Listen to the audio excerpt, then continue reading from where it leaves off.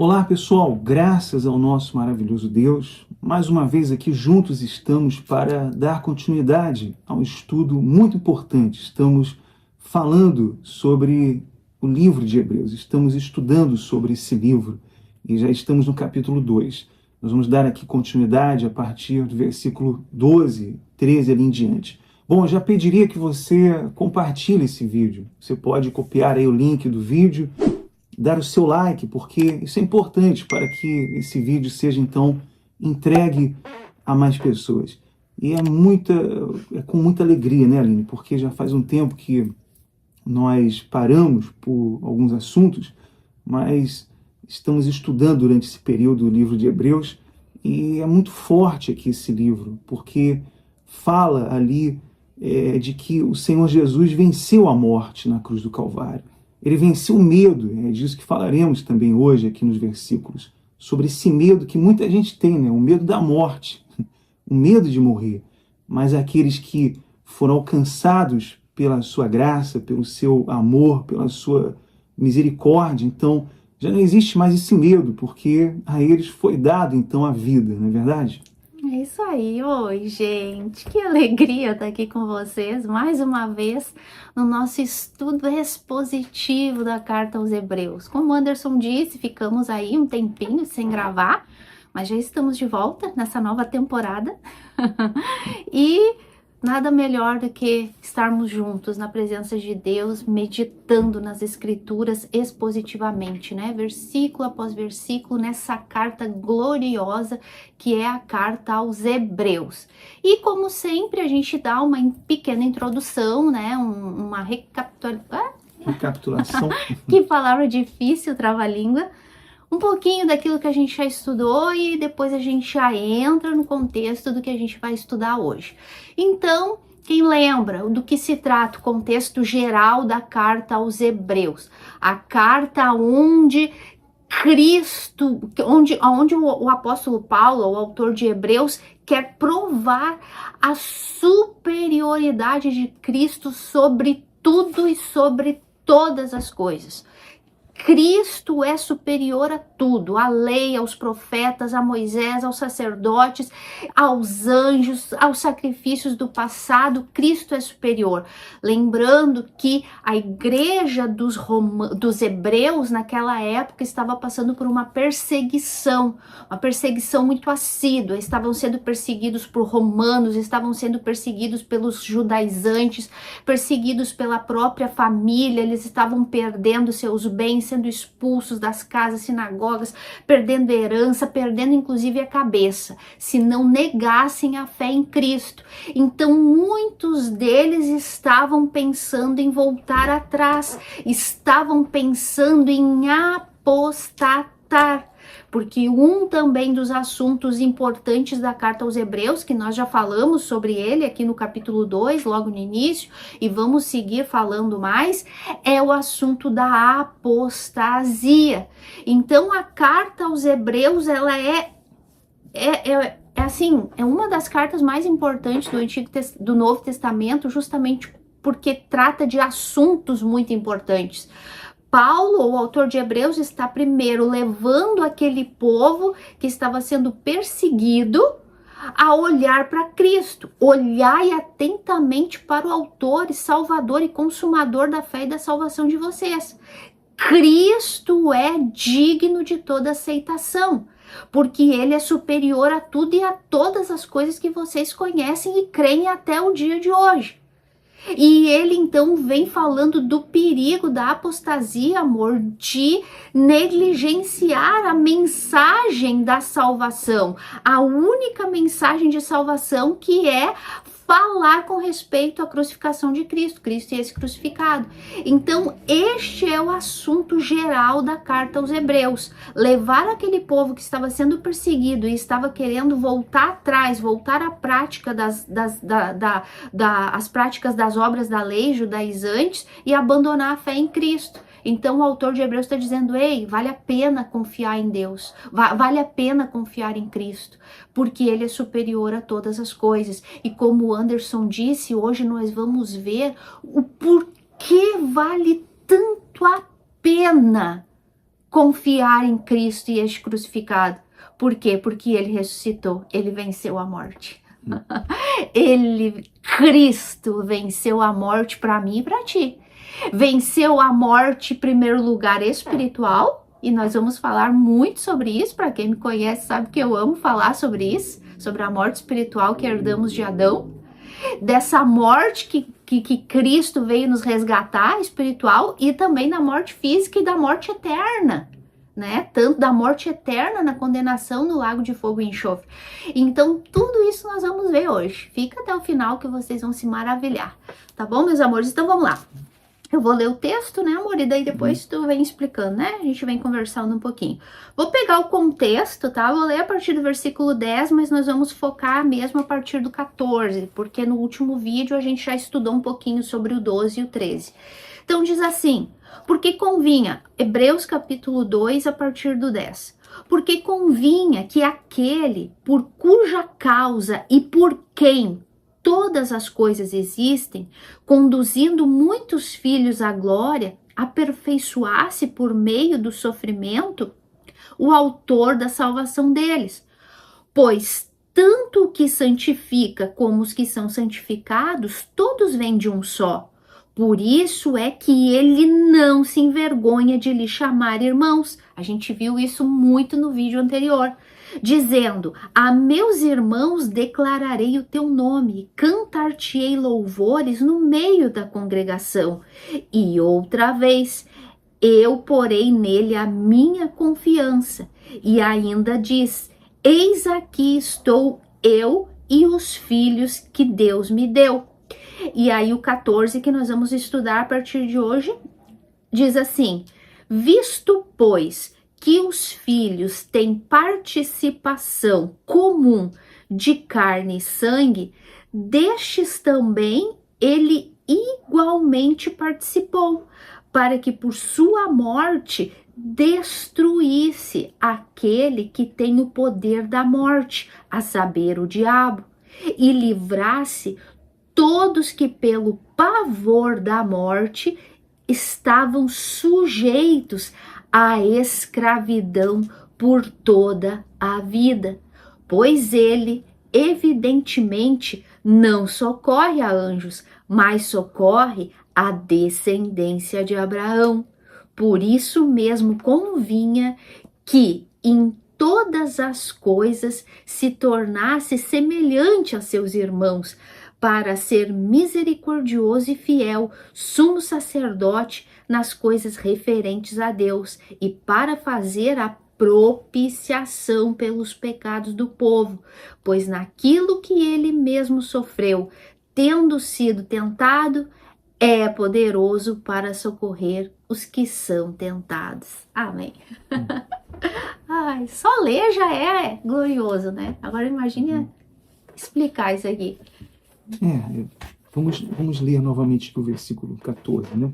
Visto, pois, que os filhos têm participação comum de sangue, de carne e sangue, destes também ele igualmente participou, para que por sua morte destruísse aquele que tem o poder da morte, a saber, o diabo. Bom, aqui o versículo está bem claro. O Senhor Jesus, ele assumiu a nossa natureza. Ele assumiu os nossos pecados na cruz do Calvário e venceu o poder da morte, o poder que o diabo tem sobre aqueles que não nasceram de novo, não é mesmo, Aline? É muito... Aqui, olha só, que legal isso aqui, ó. Visto, pois, que os filhos têm coparticipação comum de carne e de sangue, deste também igualmente participou. Olha só, Cristo se identificou como ser humano. Não teria como Deus nos justificar para a vida, para a salvação, de outra forma que não fosse Cristo, a segunda pessoa da Trindade, se reencarnar como homem. Então, ele se identificou 100% como homem e como nosso irmão mais velho. Por quê? Porque era a única maneira de Cristo poder fazer um sacrifício perfeito na cruz do Calvário, porque nós éramos a imagem do pecado, nós éramos o pecado.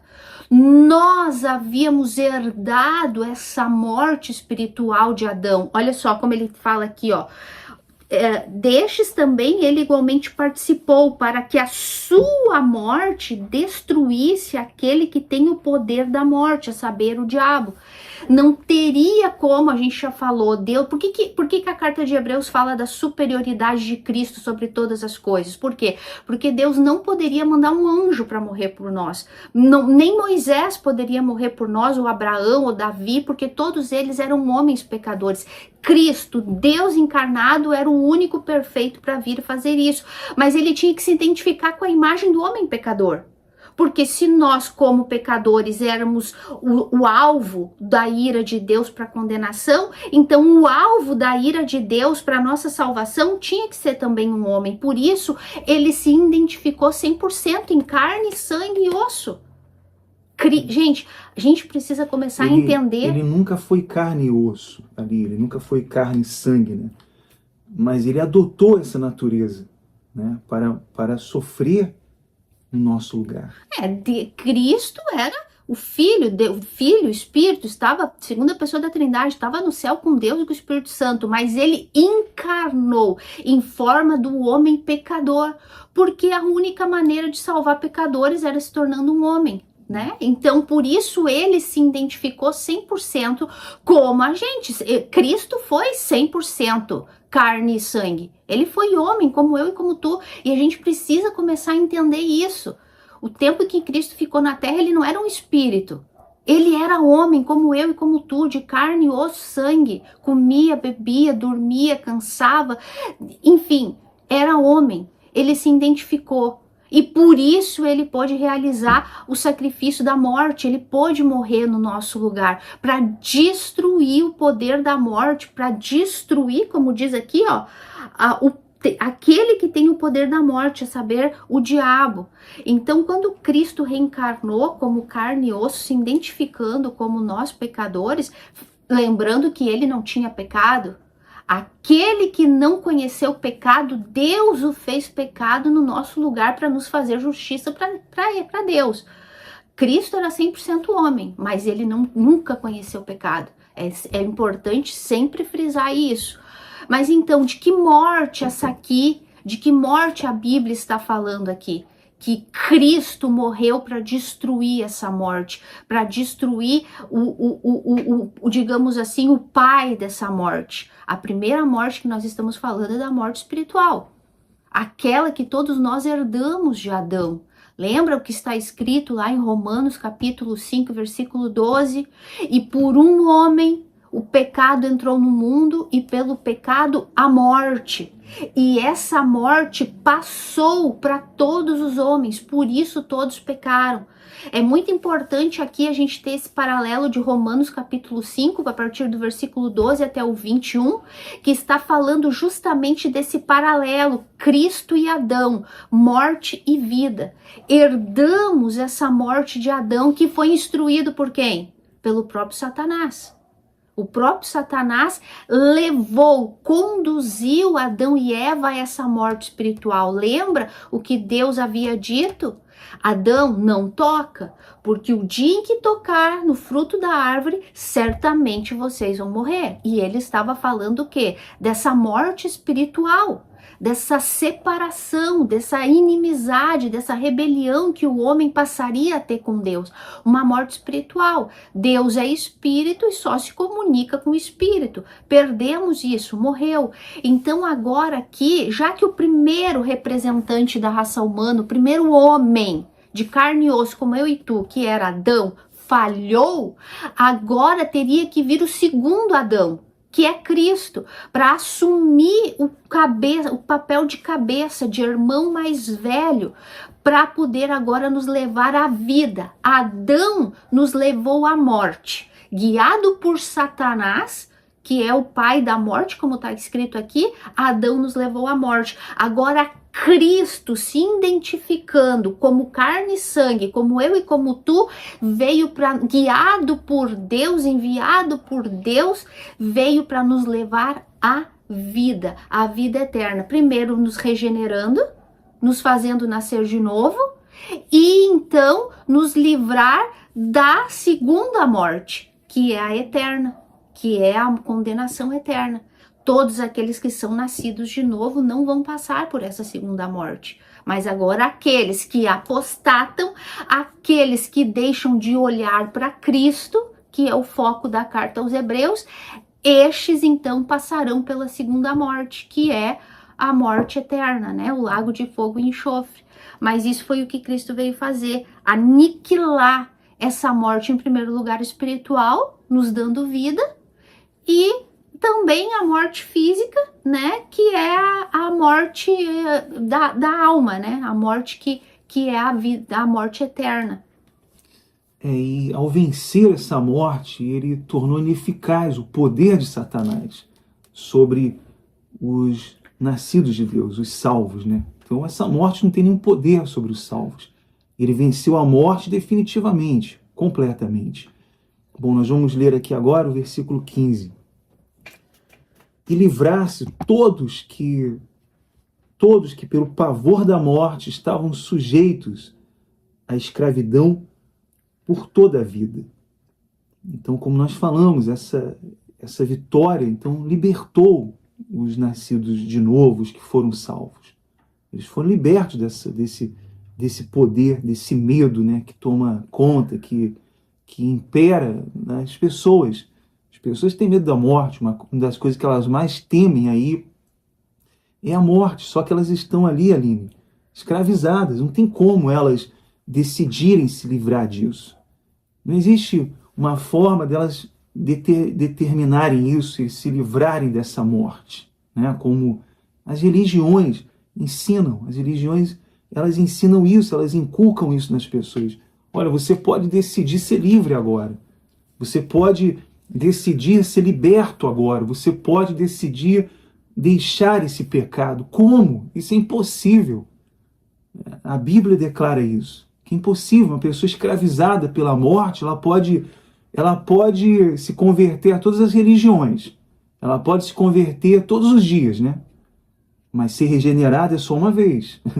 Somente se ela nascer de novo e for liberta pelo poder de Cristo, que venceu a morte. Não tem como ela nascer de novo várias vezes. Um dia ela nasce de novo, outro dia ela está perdida. Um dia ela se arrepende, está salva, outro dia ela está no inferno. Não existe isso, só na cabeça das religiões falsas. Porque a Bíblia declara isso. Somente pelo poder de Cristo. Por isso ele ressuscitou. Depois ele morreu e ressuscitou para que todo aquele que nele crê tenha a vida eterna. Né? Eu acho muito glorioso, porque eu tenho certeza que foi Paulo que escreveu essa carta. Uhum. E o Paulo, o autor que seja, embora sempre eu vou dizer que foi Paulo, sabe usar as palavras, porque é um conhecedor da natureza pecaminosa humana.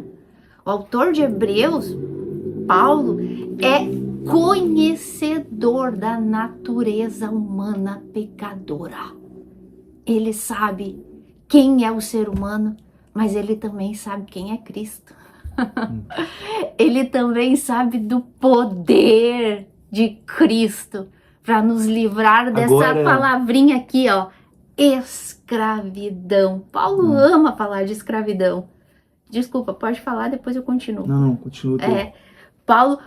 Paulo, se tu for olhar todas as cartas de Paulo, ele faz questão de falar que nós, seres humanos, somos escravos da nossa natureza pecaminosa. Somos escravos do pecado, somos escravos da nossa vontade, somos escravos do medo da morte. o Anderson falou ali, uma pessoa que tem medo. Por que o falso evangelho tem tanto sucesso em falar que as pessoas têm que fazer pela sua salvação para não ir para o inferno, porque tu pode morrer a qualquer momento e ir para o inferno? Por quê? Porque as pessoas têm medo da morte. Então é uma maneira de intimidar as pessoas, de encurralar as pessoas para elas fazer o que eles querem. Isso é bom para os negócios, porque vai segurar aquela pessoa na religião. Ela tem medo, ela está ali pelo medo, não é porque ela foi convertida ou foi salva. Ela continua escrava, acorrentada por esse pecado. Não adianta, né? Então, por isso Paulo usa muito isso sobre a escravidão, porque é assim que todos estão nessa condição de escravos algemados pelo pecado. E olha só, para que por sua morte, primeiro Cristo se identifica em carne e sangue como a gente, era o único meio de morrer por nós, para nos salvar. Aí ele destrói a morte, destrói aquele que tem o poder da morte, Satanás, o trabalho que Satanás começou. E qual é a obra que Cristo veio? Para que Cristo veio? Para destruir as obras de Satanás. Que obra de Satanás é essa? A morte espiritual, que por culpa de Satanás enganar Adão e Eva, nós morremos. Então, Jesus veio para destruir as obras de Satanás, destruir as obras do diabo. O quê? Essa morte espiritual e eterna. Então, ele vem e fala, destruir aquele que tem o poder da morte e livrar todos aqueles que, pelo pavor da morte, estavam sujeitos à escravidão por toda a vida. Quando somos escravizados ao nosso pecado, quando somos escravizados à nossa vontade, à nossa natureza pecaminosa, ao nosso medo, é para a vida toda. É um medo constante, é um medo, é uma incerteza, o que vai acontecer amanhã, mas e se aquilo, e se eu não fizer isso, e se eu fizer aquilo, mas e isso, e se, é um medo constante. As pessoas têm medo, ficam planejando, tá, mas e se eu fizer isso, se eu não fizer aquilo, as pessoas sempre pensando na morte, e é herança, e é testamento, e é sempre pensando o que eu vou deixar e o que eu não vou deixar, e que vai ficar, e é conta disso, é conta daquilo e tal. Sempre uma preocupação, porque essa é a natureza pecaminosa do ser humano.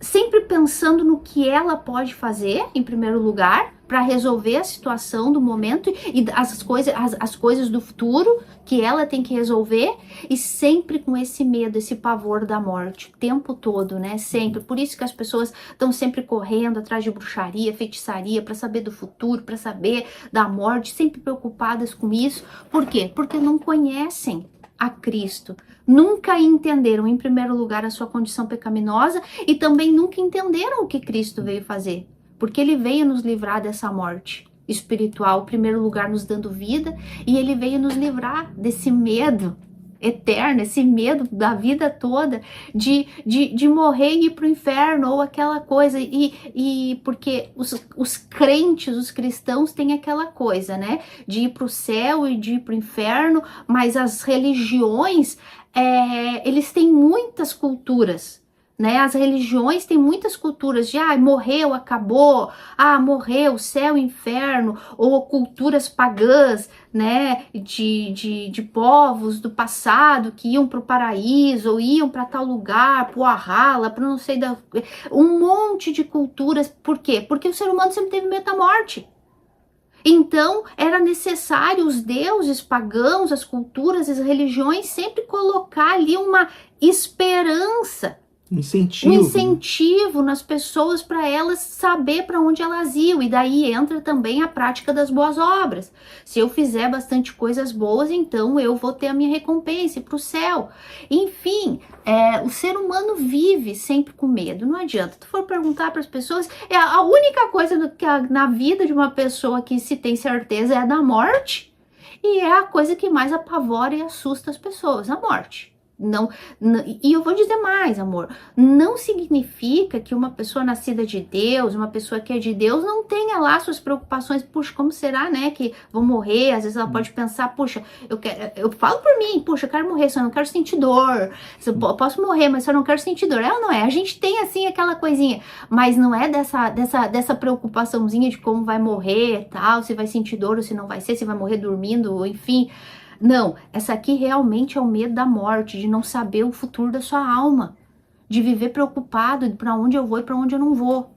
Repito, por isso o falso evangelho e as religiões têm tanto sucesso, porque eles colocam um alvo para as pessoas conquistarem a sua salvação, conquistarem o seu cantinho no céu.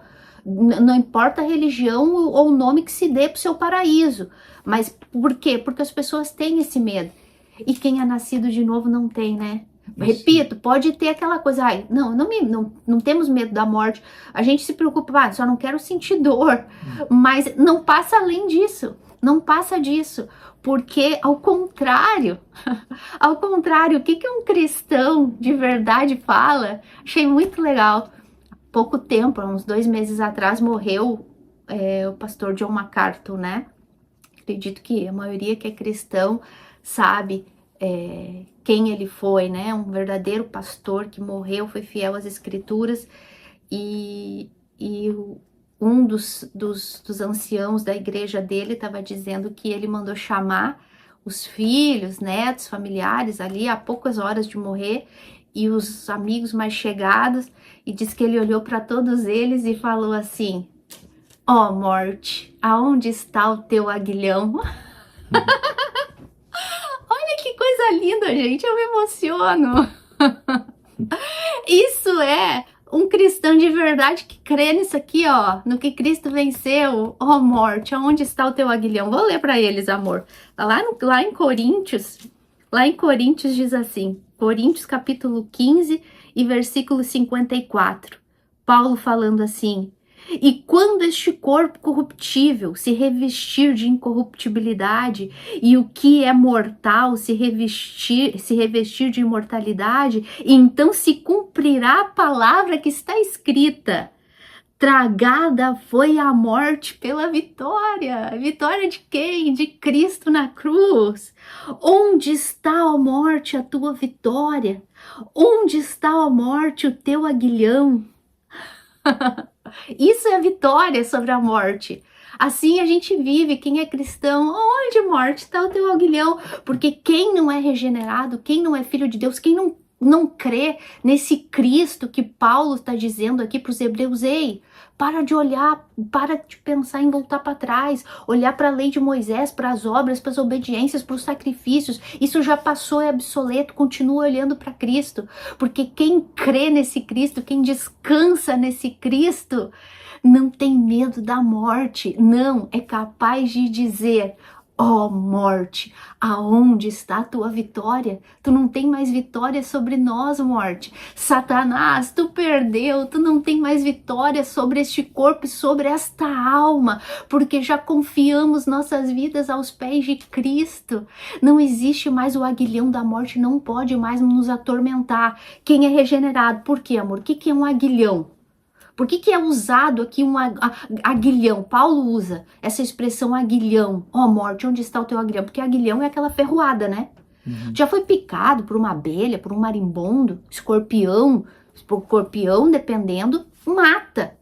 Mas antes de matar, diz que a dor é terrível. A dor de um escorpião, até picado por uma abelha, por um marimbondo, já não dói. Fica aquela coisa ali, vai entrando aquele veneno, já não incomoda. De um escorpião, então, é muito mais. Até matar, diz que a dor é terrível, dor muscular, vômito e tudo. Então, o aguilhão da morte é esse, o aguilhão da morte eterna.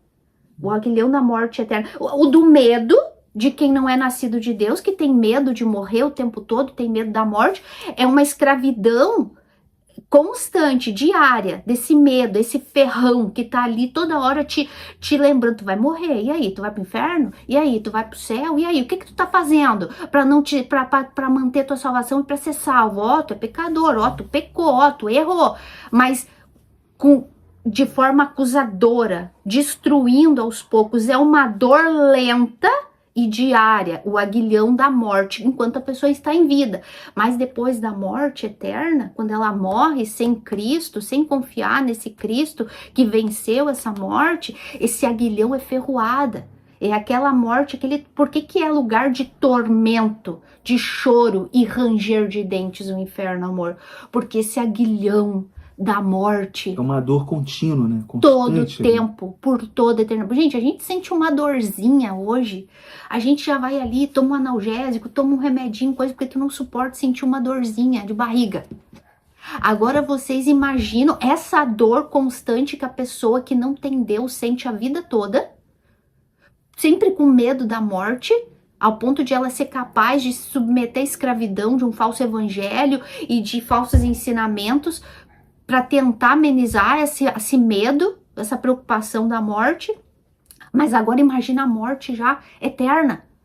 A morte eterna, quando ela já tiver morrido, partido desse mundo sem Deus, esse aguilhão da morte vai ferroar ela por toda a eternidade. Choro e ranger de dentes. Porque o inferno é isso, é onde o verme não morre, a ferida não fecha. Ela vai apodrecer dia após dia e esse ferrão da morte. Então, quando um filho de Deus é regenerado, quando nascemos de novo, já não temos mais esse medo, porque podemos falar, ô morte, onde está o teu aguilhão? Pode vir. Porque além de já não termos mais medo nessa vida da morte, ao contrário, porque cremos no que Cristo fez por nós, porque Ele nos deu vida e agora não somos mais inimigos de Deus. A ira de Deus já não está mais sobre nós, agora temos paz com Deus. Se morrermos aqui, estamos salvos, então já não vivemos com medo, ao contrário, é lucro. É lucro, a morte pra gente é lucro. Viver é Cristo, vivermos para as coisas de Deus, para a glória de Deus, mas o morrer é lucro. Se a gente morrer hoje, perfeito, é até melhor. Paulo diz, se eu morresse hoje era melhor, porque é muito melhor estar com Cristo do que estar nesse mundo do diabo. Mas enquanto isso, eu tô aqui, tô trabalhando. Então já não temos o medo de como, né, que se vamos morrer hoje ou amanhã, e muito menos o medo da segunda morte espiritual. Esse aguilhão já não tem mais domínio sobre a gente, porque tá escrito aqui, ó, a gente acabou de ler, eu juro que tá aí na tua Bíblia.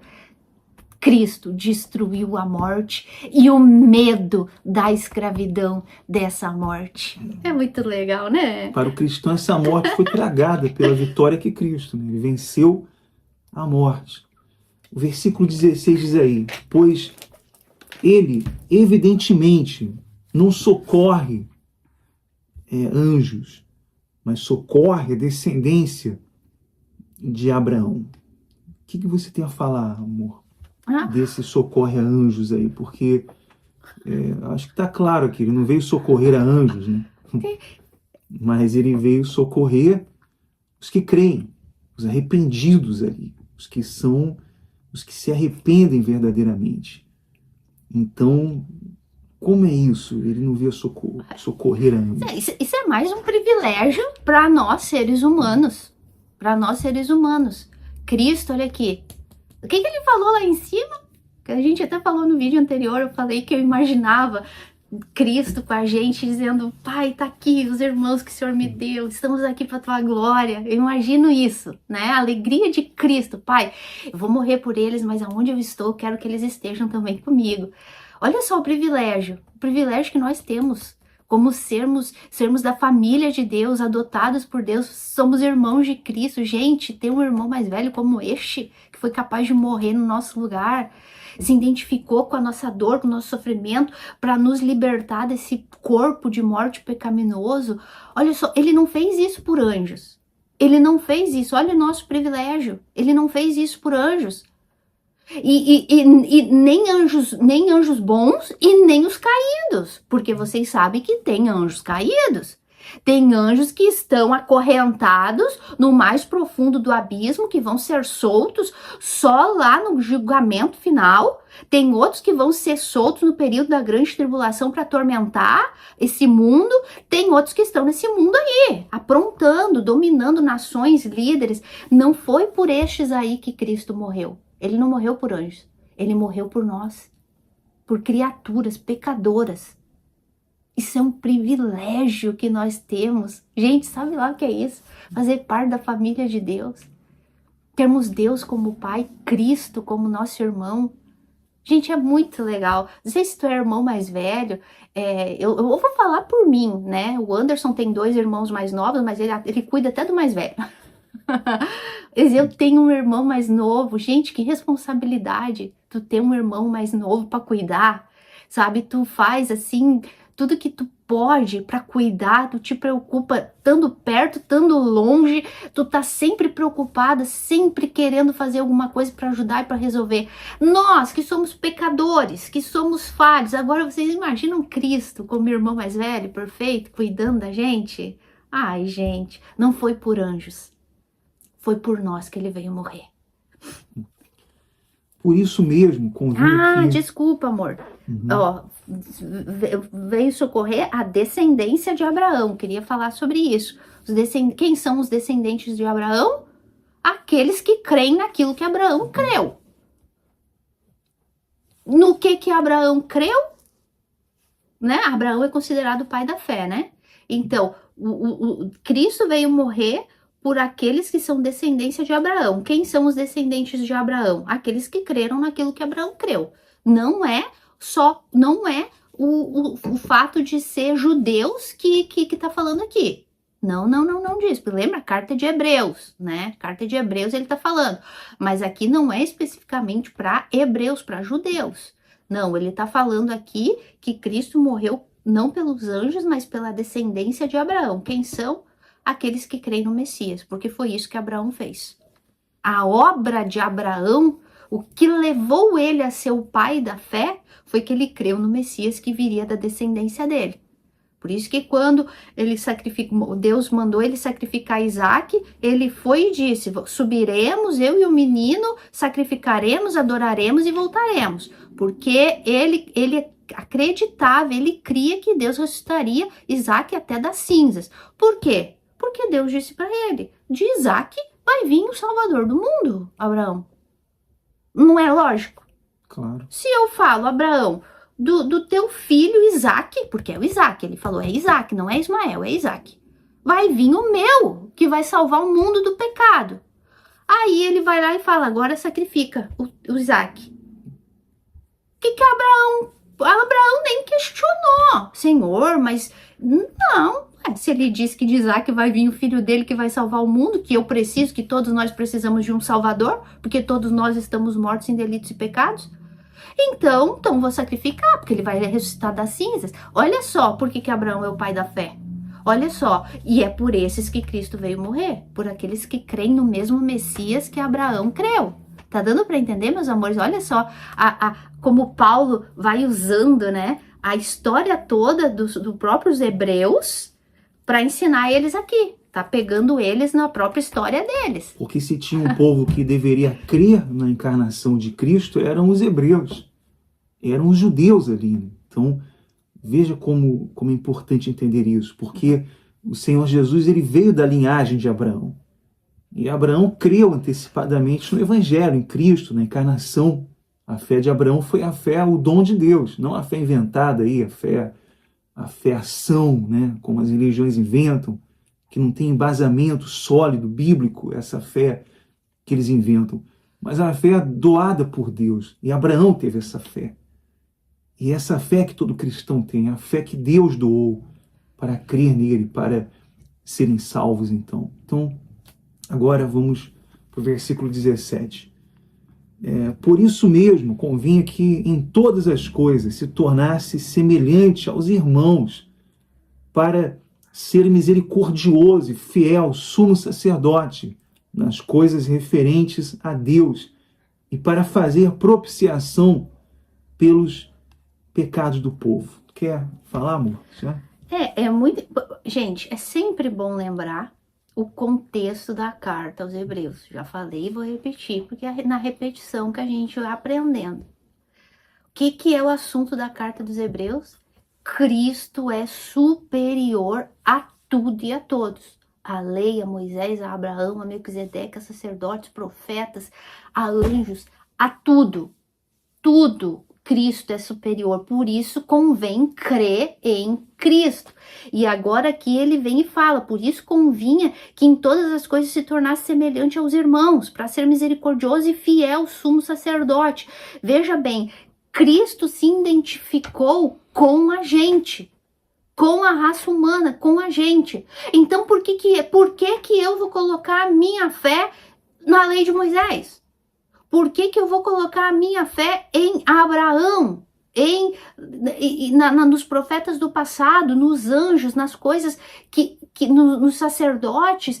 Porque se Cristo foi quem se identificou com a gente, foi ele que se identificou com a gente, não foi Abraão, não foi os anjos, não foi Moisés, não, nada. Foi Cristo que se identificou, foi ele que se tornou aqui, ó, semelhante a gente. Tá dando para entender? A jogada estratégica de Paulo, sábio, guiado pelo Espírito Santo. Ei, Cristo se tornou semelhante a gente. Ele fez isso, não foi Moisés, não foi anjos, foi ele. É neles que vocês têm que confiar. E olha só, e era necessário mesmo, convinha que ele se tornasse semelhante a gente para ser misericordioso e fiel sumo sacerdote nas coisas que se referem a Deus, para fazer propiciação pelo nosso pecado. Era preciso que ele, como homem, porque ele não morreu como Deus na cruz, ele morreu como homem de carne e sangue, sentindo a dor na pele.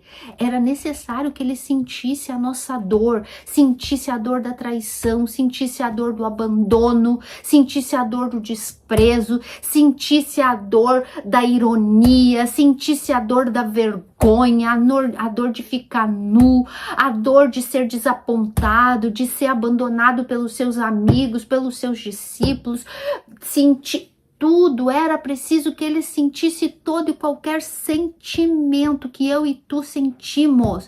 Às vezes as pessoas pensam assim, ninguém sofre como eu, ninguém passou por essa dor maior do que eu, ninguém sofreu mais do que eu. Ei, teve um que sofreu muito mais do que eu e tu.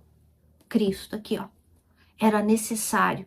Por quê? Porque ele sofreu todas as dores, todas as decepções, todas as traições possíveis, em todos os âmbitos, de todas as formas. Às vezes eu e tu passamos por um outro probleminha, o fulano ali passa por outro diferente do nosso. Ele passou por todos. E era necessário que ele passasse todo e qualquer tipo de traição, todo e qualquer tipo de abandono, todo e qualquer tipo de decepção, de tristeza, de angústia, de dor física e espiritual que tu possa imaginar. Cristo passou por elas. E por que ele passou? Era necessário para ele ser o perfeito sacrifício, era necessário para, além de ser o perfeito sacrifício, aqui ó, que é a propiciação, porque propiciação significa... Tu vai querer falar sobre isso? Eu deixo para te falar. Não, pode falar. Tá. Era necessário que ele passasse por tudo isso em primeiro lugar, para ser misericordioso e fiel sumo sacerdote a Deus, por poder clamar por mim e por ti. Ele sabe o que é sentir cada uma e qualquer dessas dores e, enfim, decepções e tristeza e tudo aí que a gente já falou. E outra, por quê? Para ele poder fazer propiciação pelos nossos pecados. Propiciação significa aplacar a ira de Deus, aplacar essa ira que Deus tinha contra a gente, porque nós éramos pecadores. Lembra a santidade de Deus? Deus é santo, santo, santo e odeia pecado e odeia pecador. As pessoas acham que Deus odeia pecado, mas ama pecador, mas isso é mentira. Deus não vai mandar o pecado para o inferno. Quem vai para o inferno é o pecador. É lógica. Deus não vai mandar o roubo para o inferno, ele vai mandar o ladrão. Deus não vai mandar o adultério para o inferno, ele vai mandar o adúltero. Então tira da tua cabeça que Deus ama pecador, Deus odeia pecador. Por isso ele teve que mandar o filho dele aqui, ó, para ser propiciação, para propiciar a ira dele.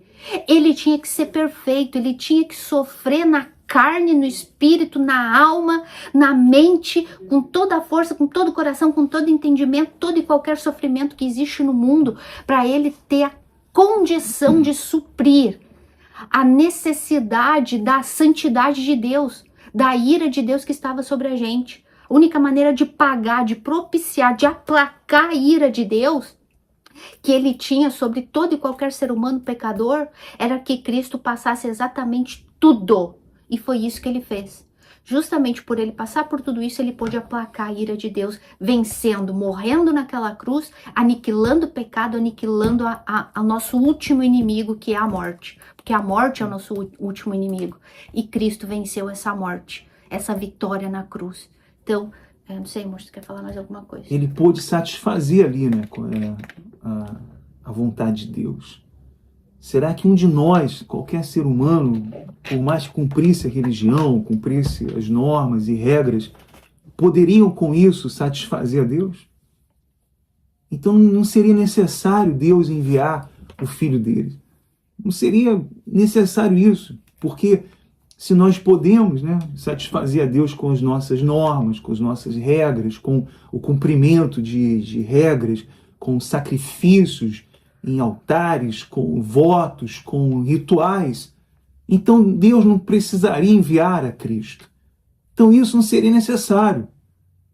Então essa conversa mole das religiões de que faça isso para obter a vida, faça aquilo para ter a salvação, se batize para ser salvo, porque a salvação não foi oferecida nas normas e rituais, ou no batismo. Não, ela foi oferecida em Cristo. Ele satisfez a Deus. Ele morreu na cruz e substituiu os pecadores desse mundo. Então é isso. É simplesmente isso, mas foi o que Jesus falava ali antes, quando você falou ali dos Hebreus. Jesus sempre questionava dizendo, vocês não leram isso? Vocês não entenderam isso, a encarnação, vocês não entenderam que sou eu, Cristo.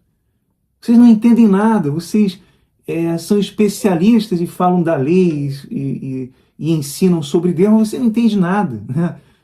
E eles deveriam ser os primeiros a entender isso. E as pessoas não entendem porque estão cegas, estão mortas espiritualmente.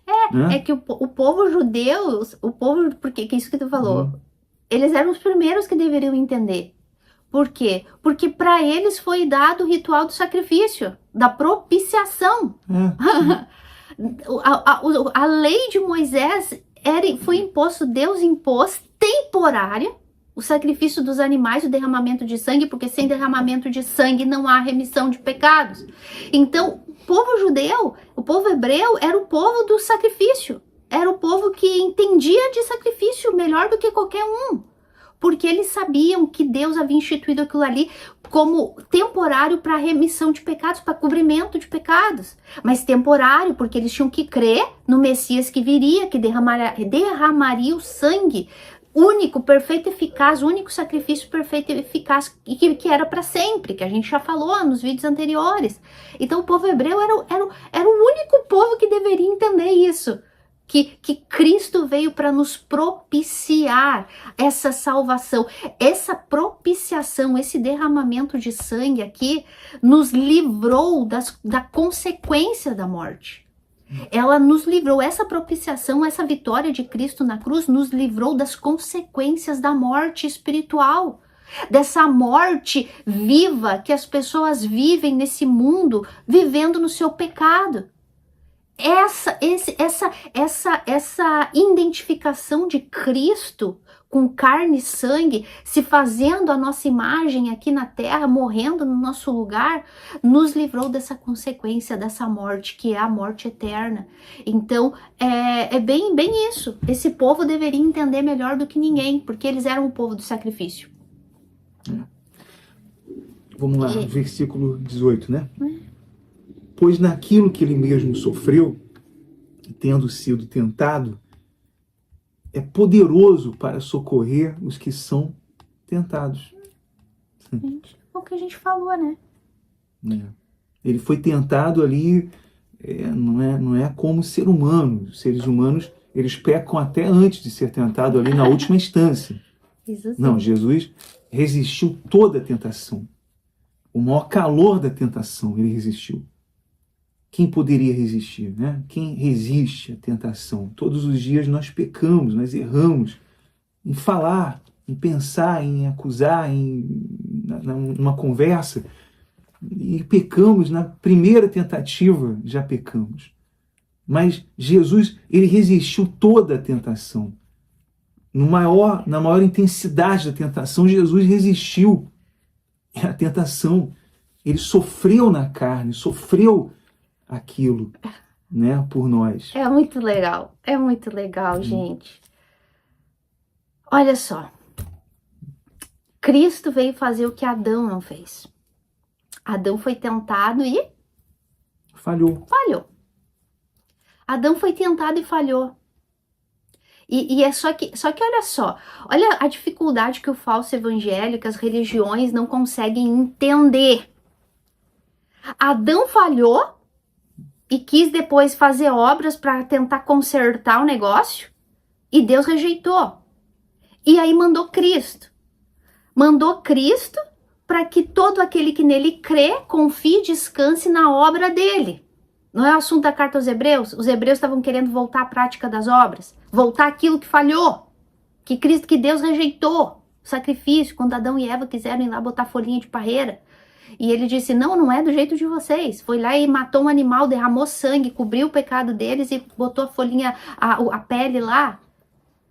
E aí eles sofreram depois as consequências do pecado, mas enfim, agora o povo prefere querer insistir no erro de querer voltar às práticas da lei, como esse povo aqui de Hebreus, porque é o assunto.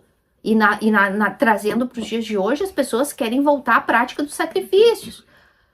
Em vez de descansar no que Cristo fez, porque Cristo veio cumprir o que Adão não conseguiu fazer, que não foi ser tentado e cair. Cristo veio, foi tentado e resistiu até o fim. Como até uma frase bem corriqueira que fala, né? Adão foi tentado no paraíso e pecou. Cristo foi tentado no deserto e venceu. Mas ele veio justamente para ser agora o nosso representante, o segundo Adão. Segundo Adão, Paulo faz questão de falar que Cristo é o segundo Adão. Aquele que veio para recuperar o que o outro perdeu. O outro nos matou. Cristo veio nos dar vida. O primeiro Adão falhou, foi tentado e falhou. O segundo veio e foi tentado nas esferas mais terríveis que possa ter existido e ele venceu. Só que ainda assim as pessoas preferem continuar fazendo aquilo que Deus rejeitou, sacrificando, em vez de confiar naquele que veio e venceu a tentação e é fiel e justo e misericordioso para nos cuidar em tudo e nos socorrer. Em vez de descansar aos pés de Cristo e da cruz de Cristo e dessa vitória que Ele nos concedeu na cruz, as pessoas preferem colocar fardos pesados e continuar querendo sacrificar e fazer e continuar sempre com medo da morte e do inferno. Sim. Olha só como é a cegueira espiritual, a morte espiritual. Mas porque as religiões inculcam isso nas pessoas. Ela tem que fazer. A religião do faça isso, faça aquilo. Não, a religião verdadeira é feito estar. Cristo fez tudo, né? E não confunda uma coisa com a outra. Então a gente vai ficar de braço cruzado, vai rasgar a Bíblia ali, o Antigo Testamento, não vai fazer nada. Não. O Antigo Testamento, a lei é perfeita, é boa, a lei é de Deus. E ela revela a nossa incapacidade. Somos pecadores, que a humanidade está morta em seus delitos e pecados. E aponta para o Senhor Jesus Cristo, que morreu na cruz, que venceu a morte, que tragou a morte. E então aquele que crê é salvo, aquele que crê no Evangelho, aquele que crê naquilo que estamos pregando. Então não confunda isso com as boas obras, porque se tem alguém que tem que fazer boas obras, somos os cristãos, porque fomos salvos, não para obter a vida, mas porque recebemos a vida. E vivemos gratos ao nosso Senhor. Então, não confunda, né? Existem vídeos aí, a Aline já gravou vídeos falando acerca disso. Mas não queira confundir as coisas, porque para a salvação nós não podemos contribuir em nada. Para sermos salvos, não podemos contribuir. Não somos bons para nada. Ou melhor, temos que ser bons para nos arrepender, né? A carta aos Hebreus foi escrita para isso, para isso. provar Então, que a gente não pode fazer nada. E até isso, porque o arrependimento vem de Deus. Deus concede o dom do arrependimento. Nem isso vem de vós. Foi o que Paulo afirmou. Pela graça sois salvos, mediante a fé. E isso não vem de vós, é dom de Deus, né? Então, está provado isso. Mas há aqueles sem graça que dizem que Paulo inventou isso, né? Não é, Aline? Aqueles que dizem, aqueles que afirmam que Paulo inventou isso aí. Que a graça não tem nada a ver com a salvação. Que não foi Cristo que instruiu a Paulo. Então, mas quando convém falar de Paulo, ele fala, né? Quando convém fazer campanhas e votos usando o nome de Paulo, aí é conveniente para as religiões, para o falso evangelho. Mas, querendo entrar nesse assunto agora, mas só para concluir isso, que essa salvação somente Deus pode conceder, por meio do Filho, por meio de Cristo. Ele oferece salvação por meio de Cristo, não por meio das religiões, por meio de líderes, por meio de cumprimentos de normas de religiões. Por nada disso, por votos, por sacrifícios, seja lá o nome que for que eles dão aos seus negócios, né? Então, isso não soa bem aos ouvidos deles. Eles odeiam essa graça, porque ela desmantela toda essa pretensão de justiça própria, de que eu possa alcançar a vida pelo meu esforço, pelo meu sacrifício, pelas minhas boas obras. E isso fica aqui desmantelado. Isso aqui cai por terra, não é verdade? E assim, só um parêntese, né? Porque pelo menos ainda os hebreus já estavam sendo condenados aqui, de querer voltar à prática dos rituais judaicos para salvação, né? Já estavam sendo criticados aqui, porque eles disseram que a lei de Moisés e o sacrifício já era obsoleto, lembra? A gente estudou isso no primeiro e no segundo vídeo. Mas a desgraça do evangelho falso dos dias de hoje é pior. Porque eles aqui ainda queriam voltar ao sacrifício de derramamento de sangue dos animais. Sacrifício de derramar para cobrir pecado. Uma obediência antiga ao pacto antigo da lei de Moisés, que já era obsoleta. Mas eles ainda queriam voltar a fazer aquilo que um dia foi válido, temporário, mas foi válido. O sacrifício de hoje, que é dinheiro. Que é as pessoas vender o colchão que tem dentro de casa, a geladeira que tem dentro de casa, e cultuar imagens, meu Deus do céu, que nome dá para isso? Se aqui nessa época, Paulo, o autor de Hebreus e todas as cartas de Paulo, já condenava os judaizantes de querer voltar a praticar a lei, sacrifícios cerimoniais e tal, já era condenável. Nessa época aqui, se Paulo tivesse vivo hoje, vendo que o falso evangelho da prosperidade, do poder da fé, do caicai, inventou, meu Deus do céu, Paulo ia fazer que nem Jesus, quebrar tudo. Conhecendo o caráter de Paulo que a gente conhece, meu Deus do céu. Então, é até importante falar isso, né? Porque até isso eles conseguiram, porque se fosse para fazer o sacrifício mesmo verdadeiro para a salvação, como os judeus faziam, era o derramamento de sangue. E não é isso que é feito hoje, né? Então, se o espiritualizou, é o teu sangue, é a tua vida. Hoje nós entendemos por que essa graça é uma desgraça para eles. E de fato é uma desgraça, porque essa graça não é boa para os negócios deles, né? Então, por isso que eu entendo tanto ódio dessa graça, quanta raiva dessa graça. Como eles atacam essa graça a ponto de dizer que Paulo, ele inventou isso. Estão atacando o próprio Deus, que ele inventou essa graça. Eu entendo que ela é uma desgraça verdadeiramente, mas aqueles que vivem sem essa graça, aqueles que não se arrependem, eles viverão eternamente em desgraça.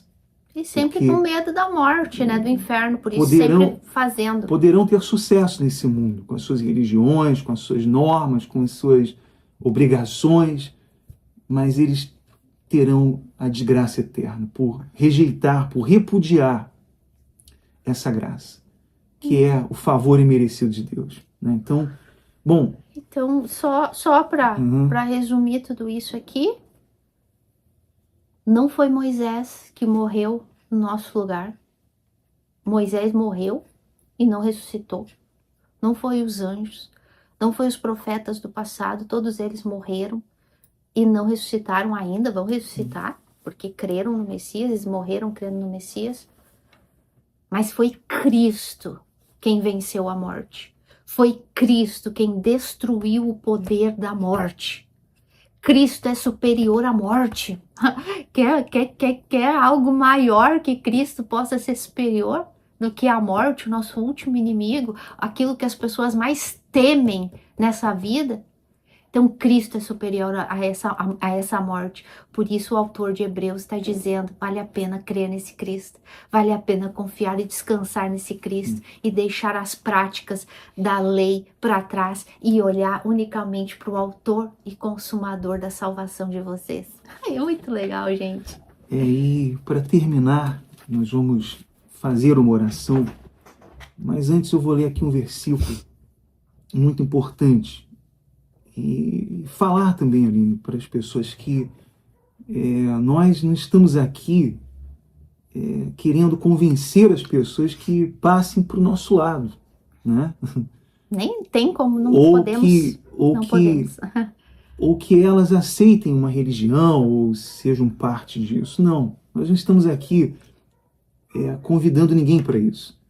E nem procurando números, ou preocupados com números, com likes ou com nada disso, mas para notificar os pecadores. Porque é isso que a Bíblia faz. Jesus não convidou ninguém ali para aceitar uma religião ou aceitar ir para o céu. Não, isso não existe na Bíblia. Jesus notificou, os apóstolos notificavam os pecadores. Caso não se arrependessem, seriam condenados. Então, o que nós estamos fazendo aqui é isso. E veja o que diz aqui a palavra de Deus, aqui em João 3:36. Quem crê no Filho tem a vida eterna. O que, porém, desobedece ao Filho, não verá a vida, mas sobre ele permanece a ira de Deus. Outro dia na mesa, eu estava conversando com a Aline, a gente viu ali no Facebook, não lembro, nas redes sociais, alguém que disse, eu não pedi para Jesus pagar pelos meus pecados. Tu lembra, Aline, quando nós comentamos sobre isso?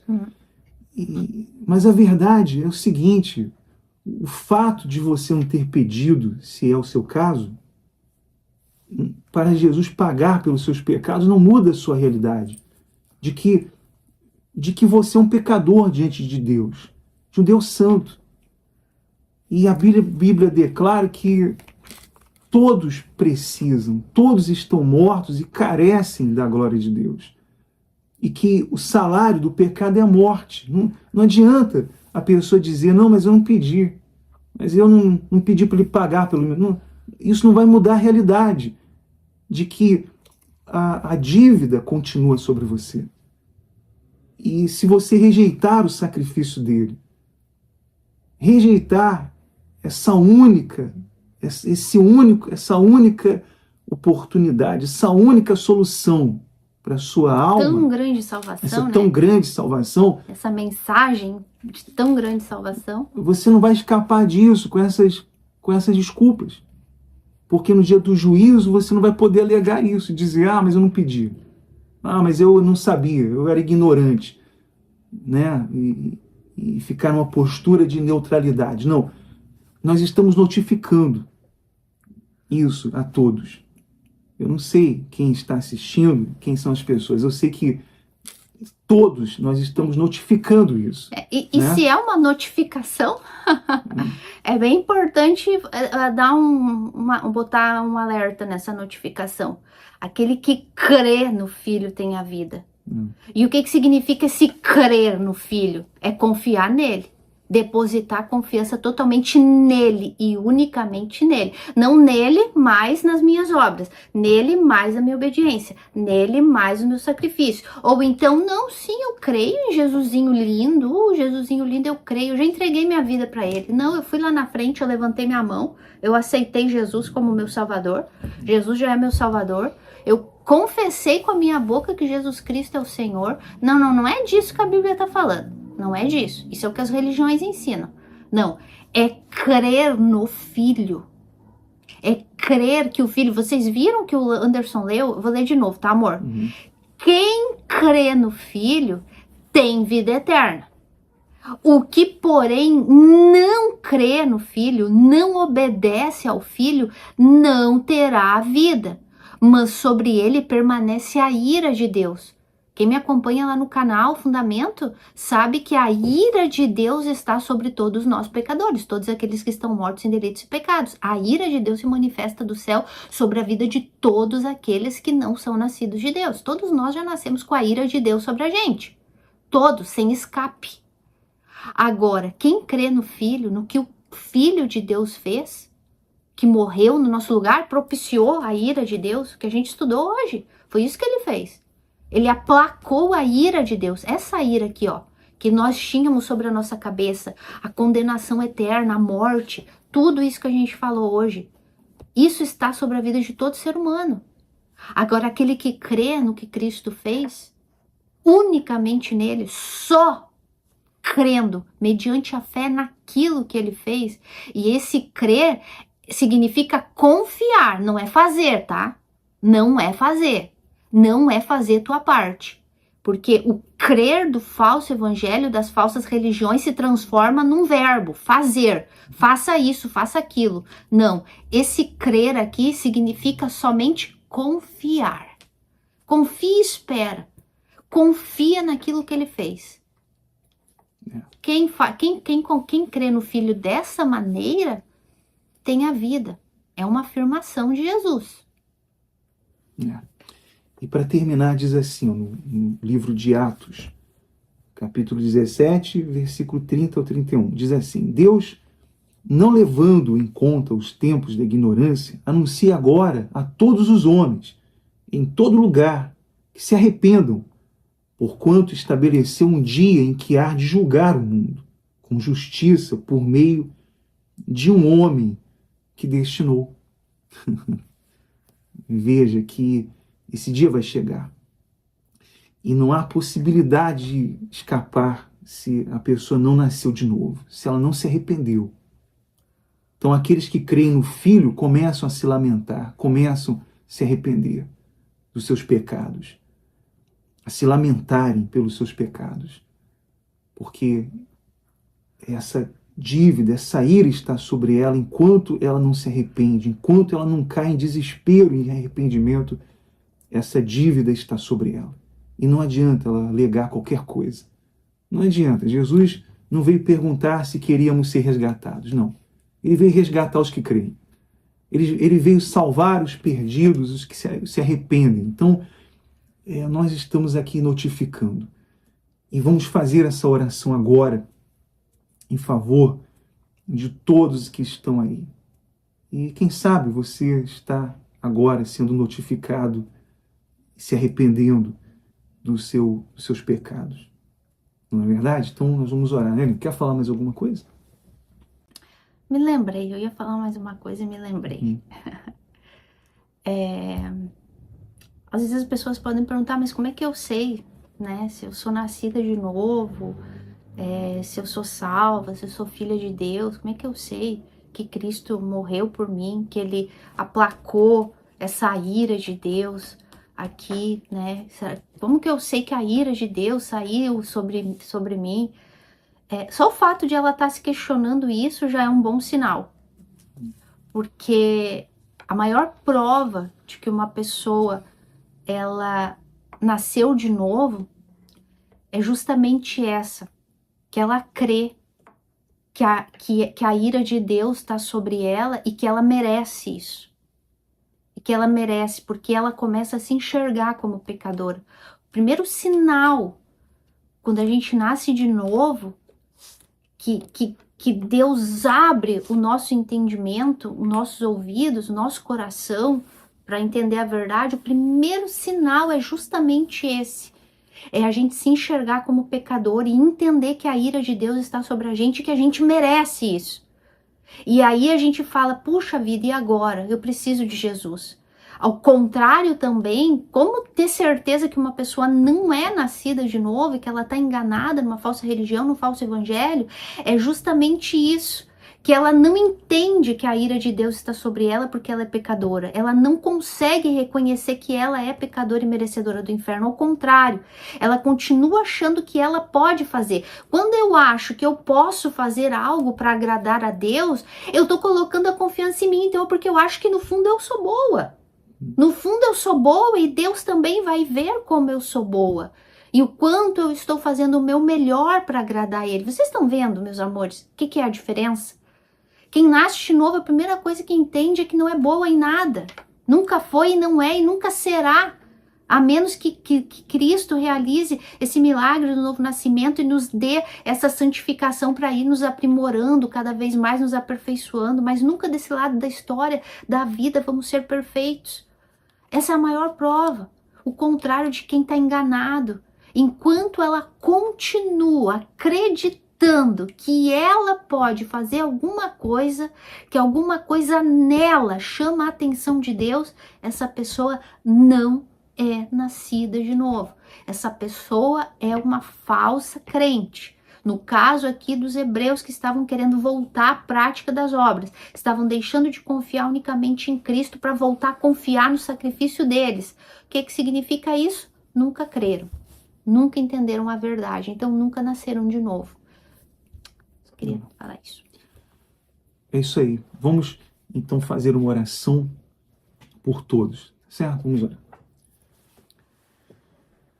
Senhor nosso Deus e nosso Pai querido e amado, nós te louvamos e te agradecemos por mais um estudo, meu Deus, por mais esse vídeo gravado, onde nós estamos notificando, meu Deus, a todos os pecadores, em todos os lugares, meu Pai, onde esse vídeo chegar, meu Deus, que ali, meu Deus, chegue o arrependimento, chegue a fé até elas, mas não a fé que o mundo inventa, não a fé das religiões, não a fé, a ação como o mundo inventa, como as religiões inventam, para enganar as pessoas, mas a fé, o dom de Deus.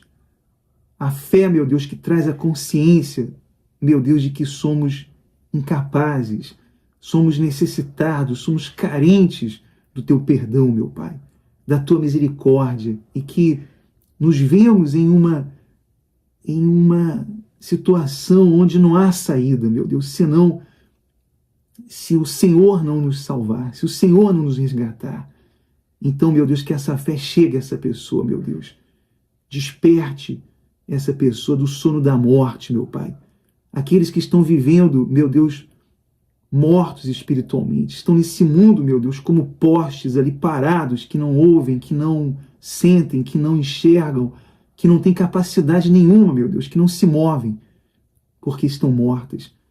Mas o teu Espírito, meu Deus, quando entra no morto, quando penetra os ouvidos, penetra no coração, aquela pessoa passa a ter a consciência, passa a se enxergar, passa a lamentar pelo seu pecado, pela sua depravação, meu Pai. E é o que nós suplicamos agora e te rogamos, meu Deus, que essa pessoa receba o dom do arrependimento, meu Pai. Conceda a ela esse arrependimento, meu Deus. Nós te pedimos nesse momento, meu Pai.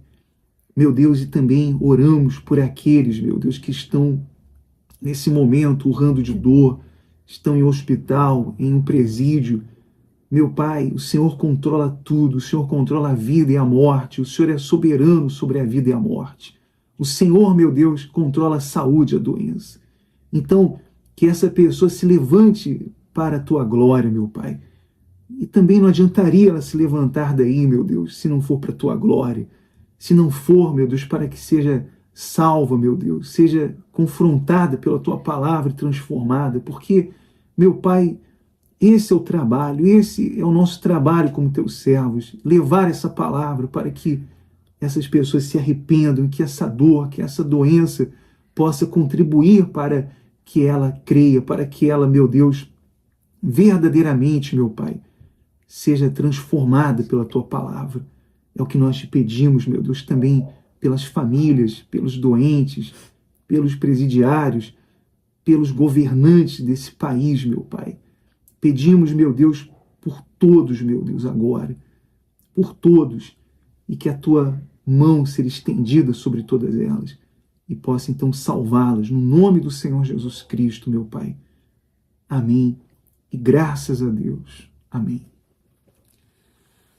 Graças a Deus. Foi um prazer imenso estar aqui com todos vocês, uma grande alegria, e nós esperamos que vocês nos ajudem a compartilhar esse vídeo com mais pessoas. Você pode fazer isso agora, tá certo?